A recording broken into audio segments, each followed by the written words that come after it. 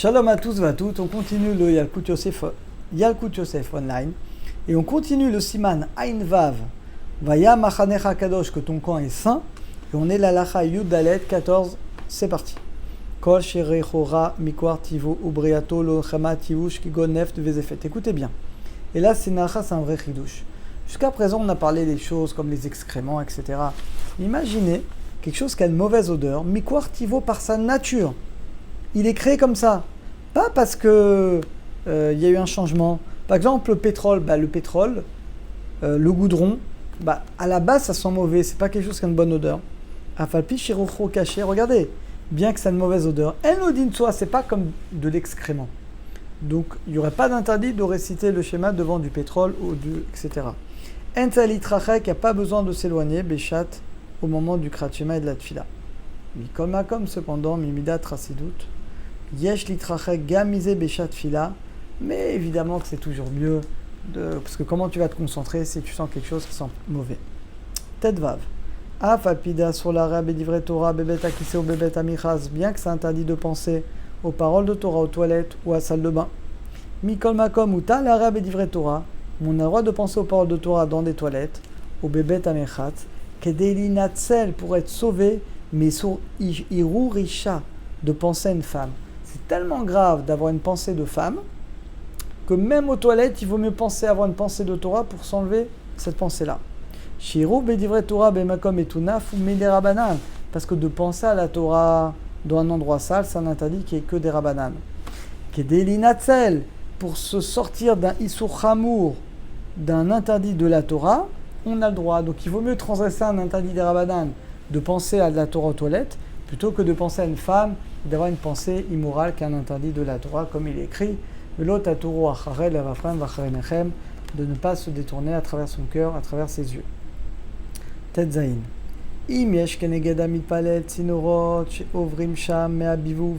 Si à face aux gens qui prient, des tuyaux, et là-bas il y a biouf, comment on dit en français biouf?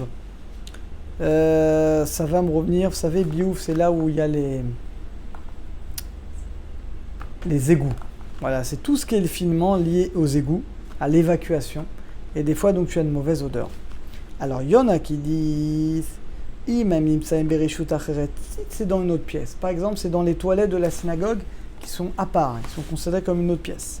Moutalid palel, dans ce cas-là, j'aurai le droit, même si je vois ces tuyaux, parce que je m'en fiche, c'est dans un autre endroit.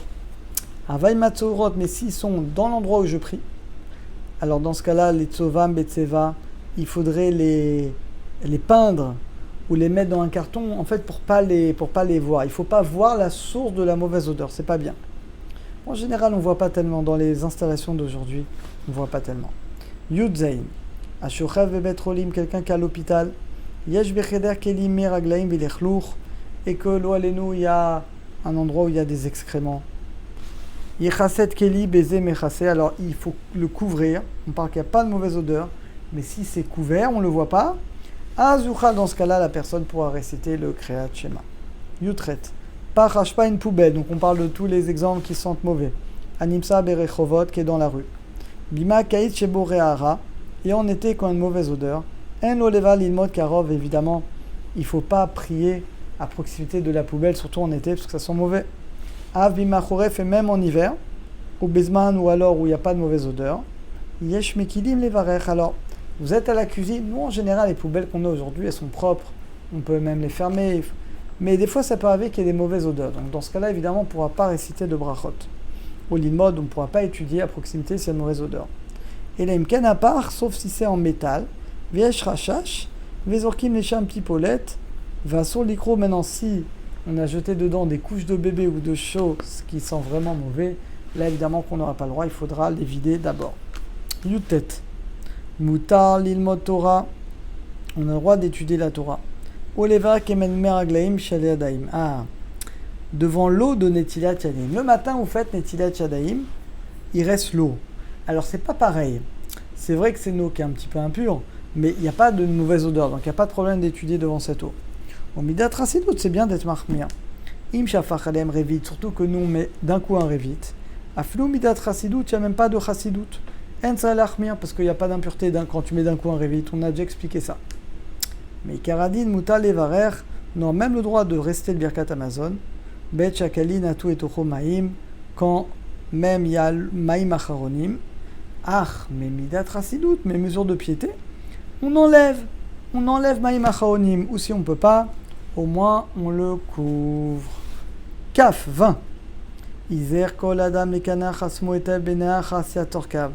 Un homme doit faire attention à bien s'essuyer quand il sort des toilettes. Parce que si on ne sait pas bien essuyer et qu'on dit le nom d'Hachem, on transgresse un interdit.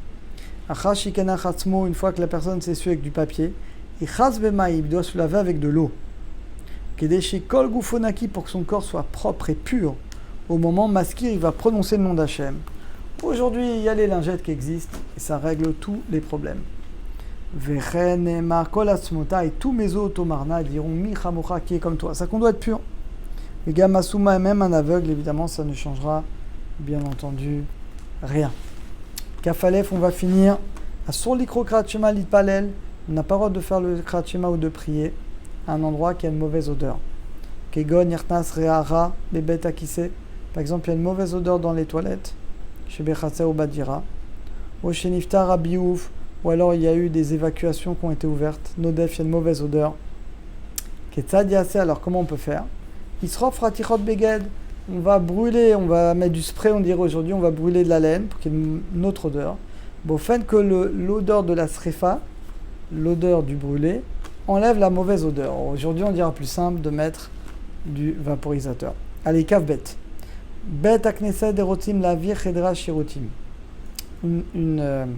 Une synagogue dans laquelle on veut enlever Chedra Shirotim, les salles des toilettes, car chaque côté chez Bet Knesset, de manière à ce que le mur de la synagogue, les Beti Shimush, il va être collé à un autre mur où on fait d'autres choses.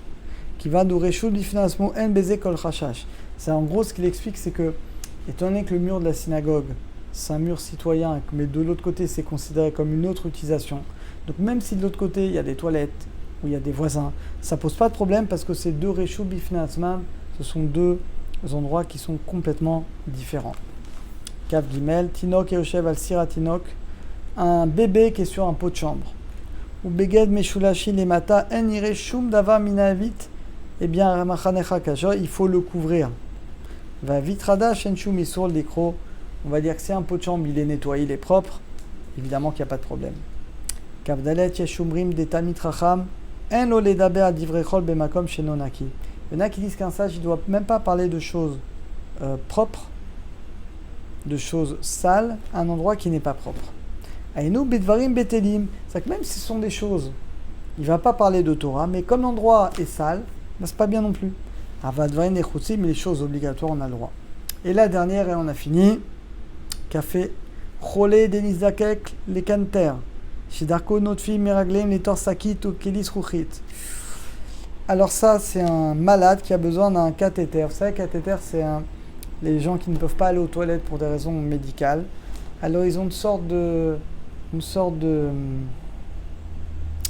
un cathéter, ça s'appelle. Je pense que vous savez ce que c'est. Et donc le problème, c'est qu'ils se baladent avec. Et quand il va aux toilettes, et ben, ça passe directement, c'est une poche. Voilà, c'est une poche dans laquelle il va aux toilettes comme ça. Alors, on peut quand même réciter le Kratchema parce que c'est couvert. Et Khali Bosh Talit, il peut mettre le Talit et fil à droit, à condition qu'il est propre.